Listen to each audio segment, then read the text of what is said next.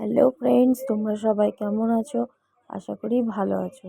আজকে তোমাদের সঙ্গে শেয়ার করব বলে সেই মায়াপুরের ভিডিওই নিয়ে এসেছি। এখানে দেখছো কত ফুল। আমরা যখন ওই ভিতরটায় প্রবেশ করছিলাম তখন দেখছিলাম যে দুই ধারে প্রচুর ফুলের টবে করে গাছ লাগানো রয়েছে। শুধু চন্দ্রমল্লিকা, ডালিয়া, তার মধ্যে হলুদগুলো দেখতে অপূর্ব সুন্দর লাগছিল। তোমরা দেখো, তোমাদেরও কিন্তু খুব ভালো লাগবে। এই যে দেখো কত সুন্দর লাগছে না? পুরো অনেকটা বড় রাস্তা তার মধ্যে ছিল। আর এই যে এখানে দেখা যাচ্ছে ওই যে গোল পৃথিবীর মতন, ওর ভিতরে নাকি শোনা গেল যে কৃষ্ণের ছোটোবেলাকার জন্ম থেকে একদম শৈশব থেকে বেড়ে ওঠা পর্যন্ত সমস্তটা ওই আমরা যেরকম সিনেমা দেখি ঠিক সেরকম ওর ভিতরে দেখানো হবে।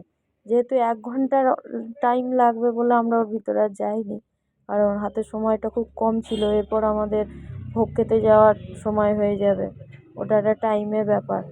ওই জন্য আমরা এই পাঁচগুণ একটু একটু ঘুরে নিলাম।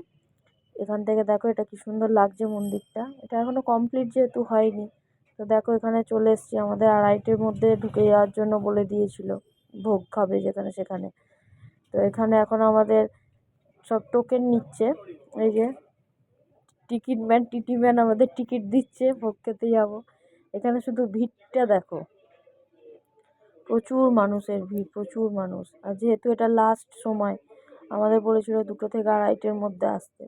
তো দেখো কত লোক। আর এখানে 6টা না 5টা মতন রেলিং রয়েছে, যেটা ঘুরে ঘুরে জিগজ্যাগ টাইপের যেতে হবে।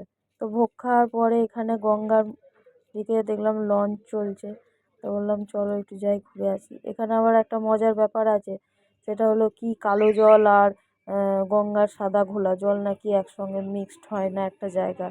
তো যদিও আমি যাওয়ার সময় ওটা বুঝতে পারিনি বা দেখতে পাইনি, তো ফেরার পথে একটুখানি দেখলাম, হ্যাঁ সত্যিই বোঝা গেল, কিন্তু মোবাইলে তোমাদের সঙ্গে সেটা বোঝাতে পারলাম না।